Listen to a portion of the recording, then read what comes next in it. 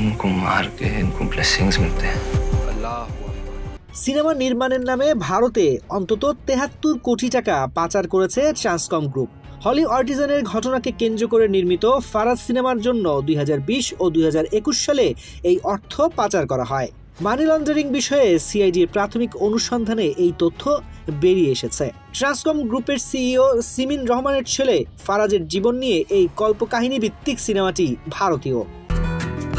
এলো কেয়া super beauty soap, নতুন রূপে নতুন সৌরভে ভিটামিন ই সমন্বয়ে শুধুমাত্র তোমারই যত্নে, কারণ তুমি স্পেশাল। তবে বাংলাদেশ ব্যাংকের তথ্য উপাত্ত বিশ্লেষণ করে দেখা যায় যে ট্রান্সকম গ্রুপ ভারতে এই সিনেমা প্রযোজনার জন্য কোনো টাকা পাঠানোর অনুমতি গ্রহণ করেনি। এমনকি ট্রান্সকম গ্রুপের নথিপত্রেও এ ধরনের কোনো প্রকল্পের কথা উল্লেখ নেই। ২০২২ সালে মুক্তিপ্রাপ্ত বিতর্কিত এই সিনেমা নির্মাণের সব টাকা দিয়েছে ট্রান্সকম গ্রুপ ও সিমিন রহমান। এই সিনেমার পরিচালক হানসাল মেহতা ফিল্মফেয়ার পত্রিকাকে দেওয়া এক সাক্ষাৎকারে এ তথ্য দিয়েছেন। গত বছরের অক্টোবরে এই সাক্ষাৎকারটি প্রকাশিত হয়। হানসাল মেহতা দাবি করেছেন এটি একটি ফরমায়েশি সিনেমা।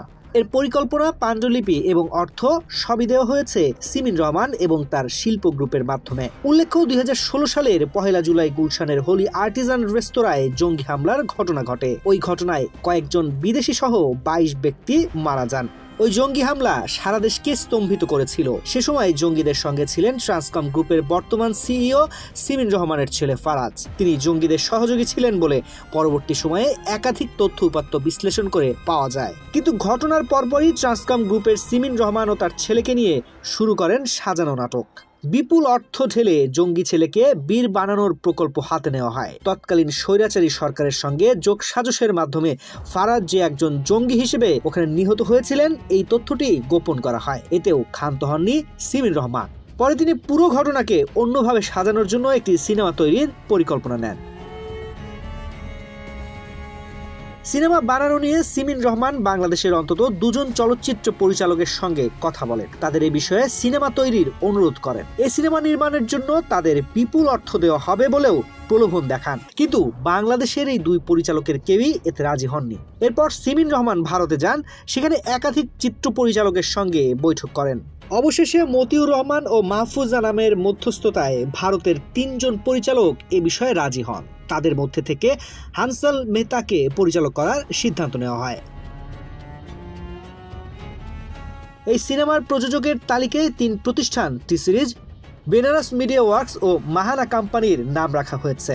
এর মধ্যে টি সিরিজ শুধু সিনেমার গানের জন্য স্বত্ব নেয়, আর বেনারস মিডিয়া ছিল পরিবেশক।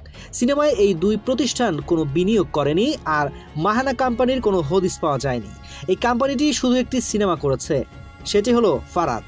এর আগে পরে এই প্রতিষ্ঠানটি ভারতীয় কোনো সিনেমার সঙ্গে যুক্ত ছিল না।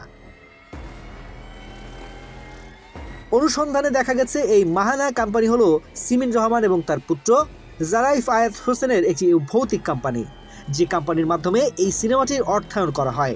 হানসাল মেহতা নিজেই জানিয়েছেন সিনেমাটি নির্মাণে তার খরচ হয়েছে প্রায় ৬০ কোটি রুপির মতো, অর্থাৎ বাংলাদেশি মুদ্রায় প্রায় ৭৩ কোটি টাকার কাছাকাছি। এই পুরো অর্থই সিমিন রহমান দিয়েছেন বলে তিনি জানিয়েছেন। ভারতীয় চলচ্চিত্র বোর্ডের তথ্য এই সিনেমাটি খুবই বিতর্কিত এবং হোলি আর্টিজানের মূল তদন্তকে প্রশ্নবিদ্ধ করতে নির্মাণ করা হয়েছে। সিনেমার পুরো ঘটনাকে অন্য খাতে প্রবাহিত করে ফারাজকে এই ঘটনার একজন নায়ক হিসেবে উপস্থাপন করা হয়েছে। এমনভাবে হোলি আর্টিজানের ঘটনা বিকৃত করা হয়েছে যেখানে দেখানো হচ্ছে যে ফারাজ জঙ্গিদের বিরুদ্ধে প্রতিবাদ করেছেন, কিন্তু হোলি আর্টিজানের প্রত্যক্ষদর্শীদের কাছ থেকে জানা যায় এ ধরনের কোনো ঘটনাই সেখানে ঘটেনি। গোয়েন্দা সংস্থাগুলো অনুসন্ধান করে দেখেছে এই সিনেমা নির্মাণের পর্যায়ে সিমিন রহমান ও তার পুত্র জারাইফ আয়াত হোসেন অন্তত ৫ বার ভারতে গিয়েছিলেন। শুধু তাই নয়, হানসাল মেহতা এবং তার টিম বাংলাদেশে এসেছিলেন ৪ বার। এ সময় সিমিন রহমানের বাসায় তারা একাধিক নৈশভোজেও অংশ নিয়েছিলেন। ধারণা করা যায় এই সিনেমার অর্থনীতিতেই হানসাল মেহতা ও তার টিম বাংলাদেশে এসেছিল। তাছাড়া তথ্য মন্ত্রণালয়ের অনুসন্ধানে দেখা গেছে এই সিনেমাটি বাংলাদেশে শুটিং করার জন্য কোনো অনুমোদন মন্ত্রণালয় থেকে নেওয়া হয়নি। অথচ আইন অনুযায়ী এ ধরনের যৌথ প্রযোজনায় কোনো সিনেমা নির্মাণ করতে গেলে বাংলাদেশের তথ্য মন্ত্রণালয় এবং স্বরাষ্ট্র মন্ত্রণালয়ের পূর্ব অনুমোদন লাগে। তৎকালীন দুর্নীতিবাজ তথ্যমন্ত্রী হাসান মাহমুদের সঙ্গে যোগসাজশে সিমিন রহমান অনুমতি না নিয়েই এই সিনেমা নির্মাণ করেছিলেন বলে নিশ্চিত হওয়া গেছে। এখন সিআইডি সিমিন রহমান ও জারাইফ আয়াত হোসেনের অবৈধভাবে ভারতে ৭৩ কোটি টাকা পাচারের বিষয়টি